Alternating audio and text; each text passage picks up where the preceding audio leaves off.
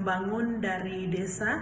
Tadi sudah ada beberapa poin penting yang saya sampaikan ketika ada langkah-langkah konkret untuk desa mewujudkan visi Indonesia Emas 2045 masa pemerintahan Presiden dan Wakil Presiden Prabowo Gibran.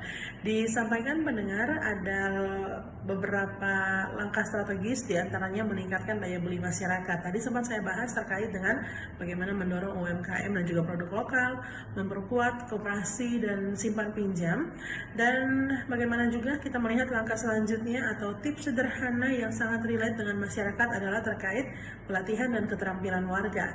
Adakan pelatihan keterampilan seperti menjahit, pertukangan, digital marketing, dan juga yang lainnya. Tipsnya bagaimana melibatkan dinas terkait atau ada volunteer, relawan profesional yang bisa mengajarkan gitu ya.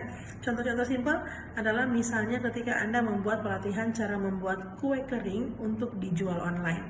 Terdengar sederhana pendengar, namun semoga nanti bisa menghasilkan sesuatu yang luar biasa ya.